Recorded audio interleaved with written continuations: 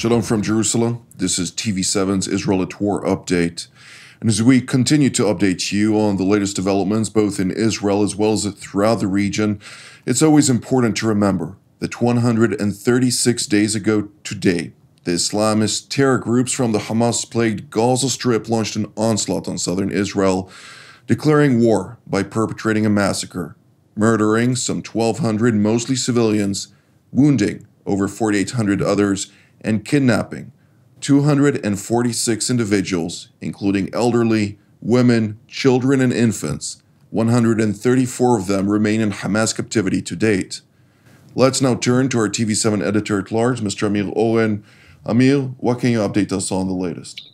So, Jonathan, many of our viewers are probably familiar with the phrase slouching towards Bethlehem. The Israeli Defense Forces are slouching towards Rafah, that southernmost town or city, the Gaza Strip bordering Egypt, and where the Israeli forces are preparing to raid and take a blow against the remaining 6 battalions of the Hamas organization.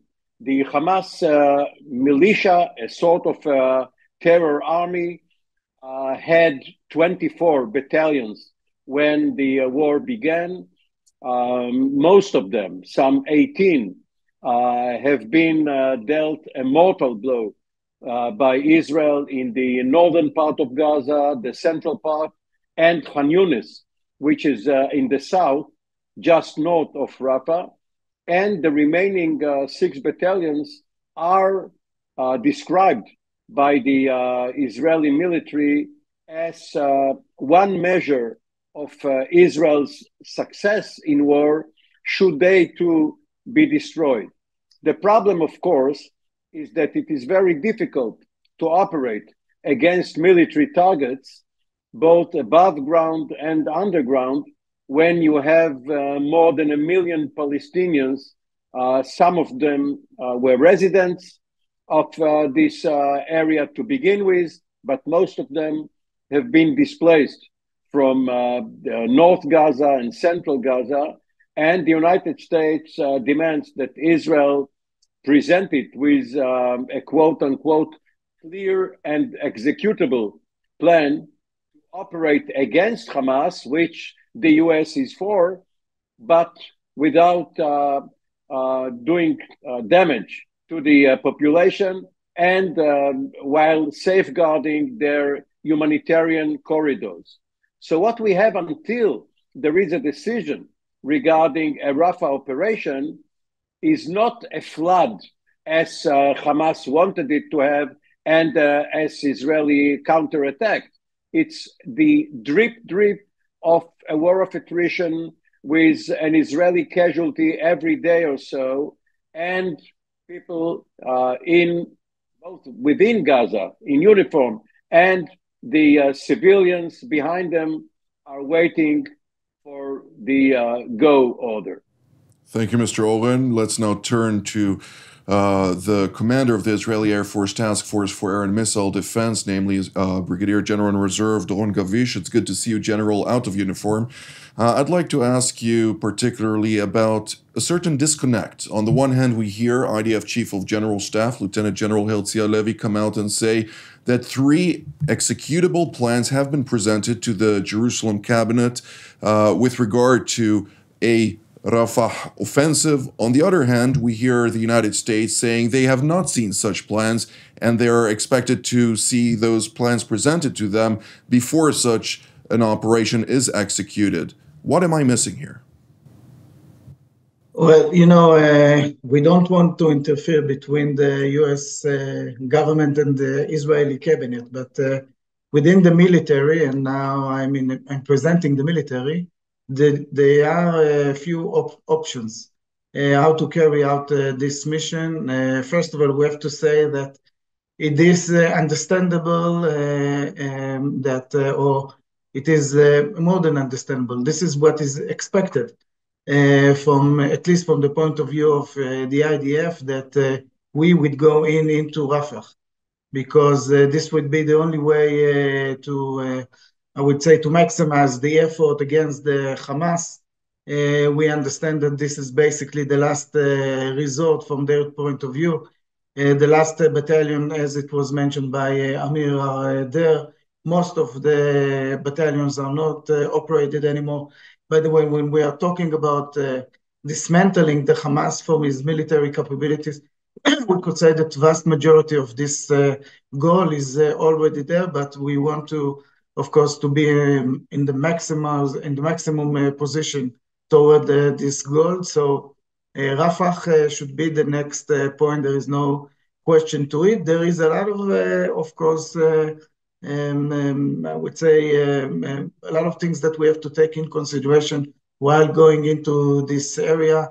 Of course, the United States point of view is super important, but there are some also other considerations that we would have to take with regard to the, of course, to the Egyptians, to the civilian Palestinians in this area, and what would be the most efficient way to fight against the Hamas. So I think that to summarize this point, the question is not more, it's not anymore a question of if, it's more a question of how.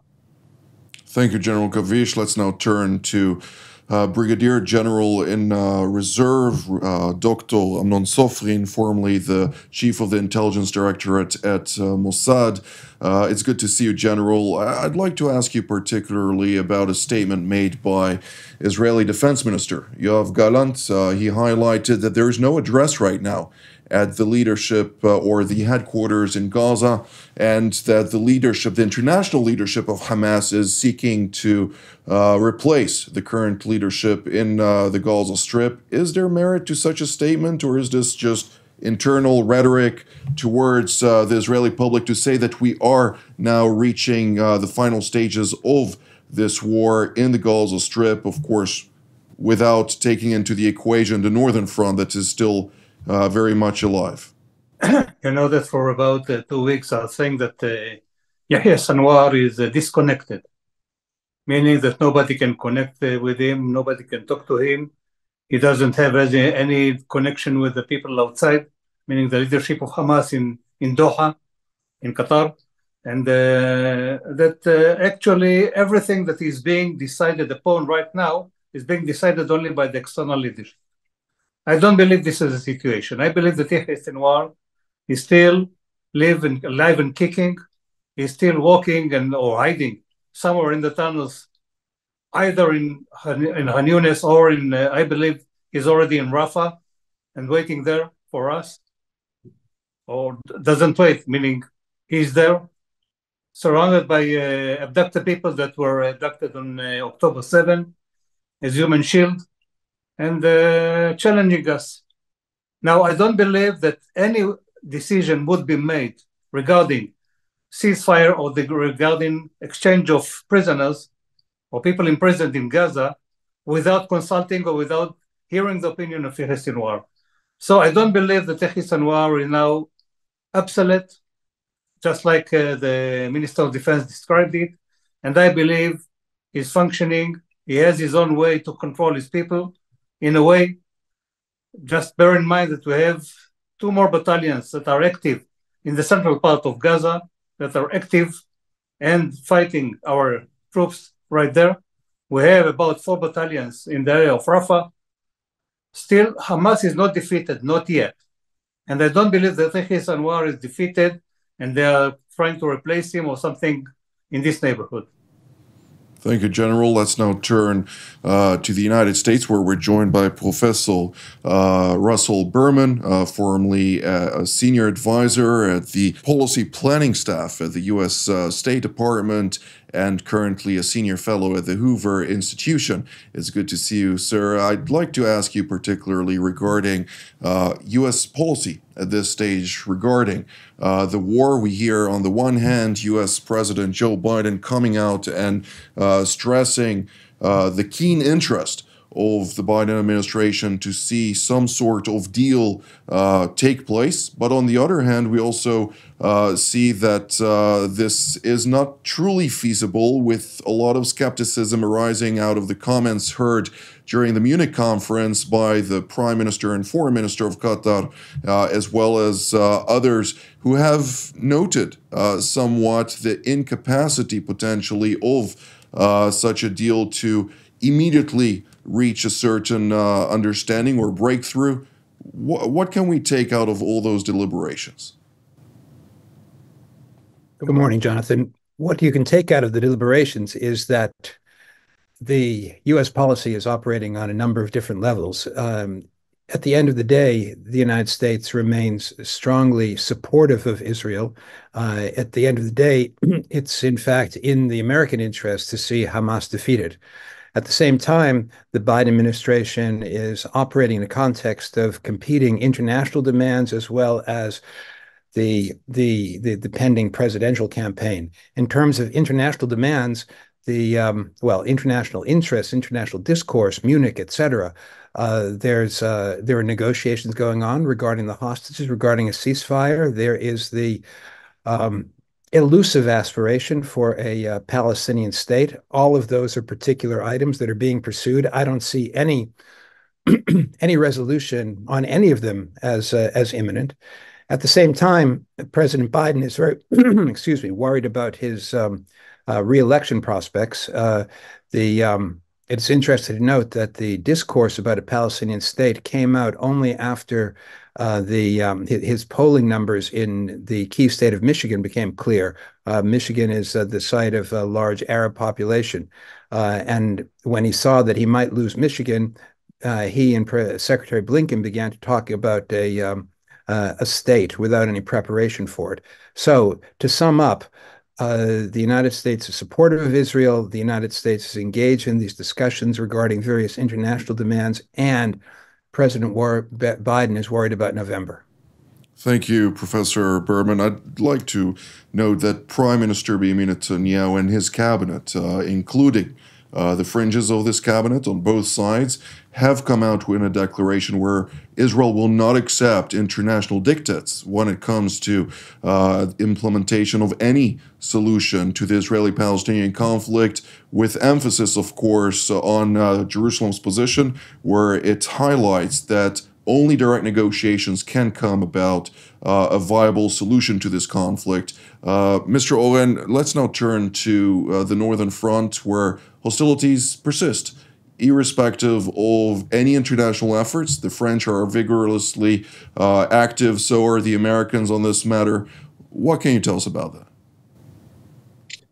Not much, because not much has changed overnight or since last week. Both sides are taking care to limit the exchanges of missiles and bombs and artillery shells to a relatively narrow strip just north of the border on the Lebanese side, just south of the border on the Israeli side, mostly military or quasi-military targets. And this goes on until the negotiations on Gaza succeed, because there is an obvious linkage. Hassan Nasrallah himself has said so much. The Iranians have indicated that they don't want to expand the war, and should there be a ceasefire in Gaza, Hezbollah too should stop shooting, and the Houthis in the Red Sea too. But let me just add one line to your reference to Netanyahu's call on the international community to support direct talks between Israel and the Palestinians. Incidentally, as an afterthought, this is Netanyahu's first call in a long time for Mahmoud Abbas to come to the table. Up to now, there has been a virtual boycott of the Palestinian Authority by the Netanyahu government.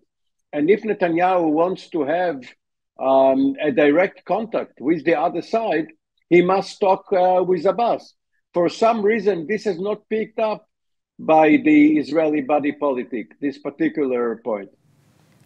Well, with that being said, I'd like to push back somewhat from my understanding of the statement that was unanimously adopted, included also, among others, Benny Gantz and Gadi Eisenkot, where they did not mention their call to restart negotiations. Rather, they emphasized that any solution should derive out of direct talks between the sides rather than international diktats. So that's at least from what I understood from this. But I'd like to move to General Gavish. I'd like to ask you particularly with regard to the Northern Front. We see cross-border fire somewhat intensifying, but still, as you note quite regularly, it remains under the threshold of a full-scale war. So are we expected to see a low-scale war for a sort of long period of time, or is there something that is expected to change where Israel could once again adopt its non-military doctrine of preemptive or preemption?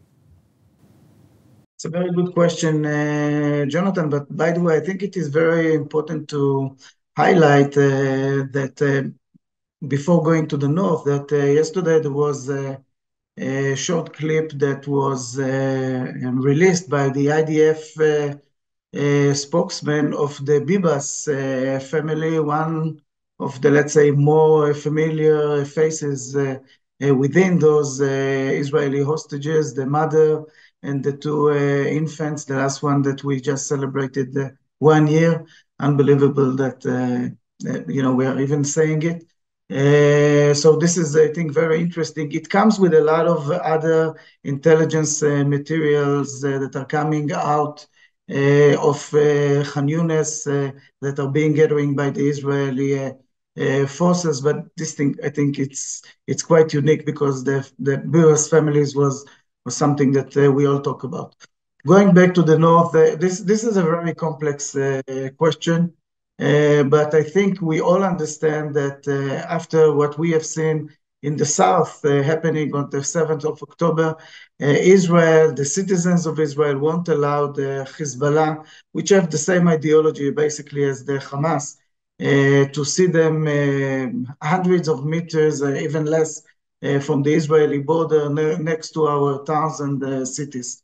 Therefore, something else would be it is a must be in the northern part of Israel, and Israel was talking about applying the 1701 resolution. This is at least what is expected by the international community, by the Hamas, by the Lebanese, that this is what would happen. And if the Hezbollah would withdraw himself to this point, so maybe we would be in a position that the thousands and tens of thousands of Israelis that were evacuated, refugees in their own country, would come back and would feel safe in the northern part of Israel. So to get to this point, something would have to happen. We all hope that the diplomatic way would be the way that would prevail, but it's not for sure that this is what would happen. And therefore, the IDF is preparing himself to a military operation also in the northern front, because this would be the only way I would say to finish this war is by having the Radwan forces and the Hezbollah far away from, as far as we said, 1701 from our borders. Thank you, General Gavish. General Sofri, and I'd like to hear your take on this. To what degree is there a capacity to push Hezbollah backwards also by other means? First of all, it is complicated. Hezbollah is another story. It's another opera, very different from Hamas, very stronger, with better equipment, better trained, better skilled. And they have enormous amount of warheads, speaking about 150,000 warheads of all ranges. That means that when Nasrallah says that it can come from Kiryat Shmona to Eilat, it doesn't lie, because he has the ability, the technical ability. It doesn't mean that tomorrow morning he's going to launch missiles or rockets to Eilat, but nevertheless, technically it is possible. Now, getting in engagement with Hezbollah right now, I don't think that Israel, the IDF, can do it right now in parallel to what happens in Gaza. The first priority now is, first of all, to complete the mission in Gaza and to be able to demolish the capabilities, the military capabilities of Hamas, and to create a new atmosphere or a new reality that will enable the people to come back and live in the kibbutzim surrounding Gaza Strip. And only then we can take care of Hezbollah, but it will be on next phase, and it has to be prepared very well, and it takes time. And I'm not sure that the Israeli public will be able to suffer one more war going one after the other for a very long time, because it's going to be a very long one and a destructive one, more destructive than the war in Gaza, because they have the capability to launch much more rockets and missiles into Israel than Hamas has. So I think that first of all, we have to go and try to maximize the effort of diplomatic way in order to get to some agreement that will enable us to live more comfortable and to let Hezbollah go back at least 10 kilometers out of the border or northern to the border of Lebanon and Israel. And only then we'll have to plan, because it is unavoidable that in one day we'll have to engage Hezbollah in order to demolish its capabilities and to take off the threat out of the table for a long time. Should not or could not? Could not. Not should not. Could not. With public implications, of course, to the economy and other aspects that we do not want to see here in Israel. Professor Berman, I'd like to hear your perspective on this, because at this moment in time, we do hear the U.S. Special Emissary to Lebanon. Actually, he is more of an energy emissary or envoy, but we'll leave that for another time. He came to the Munich Security Conference speaking about the Lebanese question, and of course he highlighted the fact that in his perspective, the Lebanese armed forces should be heavily invested in, that quantities of funds should go into Lebanon now, irrespective of the fact that Hezbollah controls everything, including the Lebanese armed forces, including the state itself. And is this the answer to everything? Throw money at the enemies in order to try and convince them to not cause havoc in areas of interest? There are a number of difficult questions. One is, if at the extent of the United States continuing support for the LAF, for the Lebanese armed forces, on the one hand, it's clear that funding for the LAF can end up in Hezbollah hands. On the other, it's the only leverage that the United States has in Beirut, in Lebanon now. The way to proceed pragmatically might be with sort of less unrestrained optimism that characterizes the Hochstein, but with greater control over the resources that are going to the LAF. I think the eventual likelihood of a conflict between Israel and Hezbollah is very high. I think the character of the damage, of the destruction, will be extraordinary on both sides. We've heard about Nasrallah's bragging about the scope of Hezbollah's capacities. On the other hand, the Lebanese and Nasrallah and the Iranians have seen what Israel is prepared to do in Gaza, and it could do it in Beirut as well.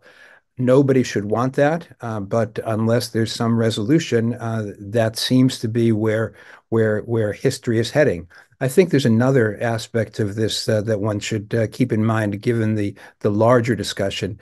1701, southern Lebanon, well, Lebanon should be demilitarized. There should be no militias anymore. Northern Israel should be safe. And there is a diplomatic solution on paper, but not a real solution on the ground. I think there's an object lesson here for the West Bank as well. Sometimes when the discussion of a Palestinian state is is floated, people immediately talk about its demilitarization. Southern Lebanon has not been demilitarized. It's not clear how West Bank is going to be demilitarized either. No international force is willing to take on either of those tasks. Indeed, and of course, the United Nations interim force in Lebanon was part of a vigorous debate over the summer when we saw that France even came out and called for limiting its mandate in light of questions regarding Lebanese sovereignty when the technocratic state in Beirut was active on behest of no other than the Iranian proxy Hezbollah to try and limit ongoing monitoring of southern Lebanon in areas, of course, within the bounds of UN Security Council Resolution 1701. We have roughly 1 minute left, Mr. Oren. You have 30 seconds within that. In contrast with UNIFIL, you have ANDOF, the UN disengagement and observer force on the Golan Heights. It took 7 or 8 months after the end of the Yom Kippur War for the war of attrition on the Golan Heights to end after the Kissinger shuttle. It is not hopeless to get a similar result either in Lebanon or in Gaza. Indeed. Well, this is all the time that we have for today. I'd like to thank Professor Berman, Dr. Sofrin, General Gavish, and Mr. Oren for taking out of your times to update us on the latest. I'd like to thank all of you at home as well. Until our next update from here in Jerusalem. Shalom.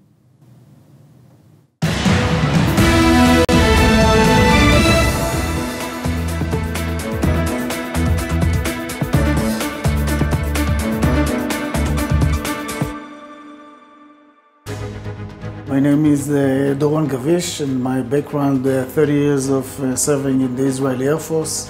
My last job, I was the commander of the Israeli Air and Missile Defense during the introduction of the Iron Dome to the defense of Israel. All of this allows me really to be part of the team here in TV7. It is super important to have such a platform. We talk about the global situation, we talk about Israel and those different angles which are relevant to the discussion.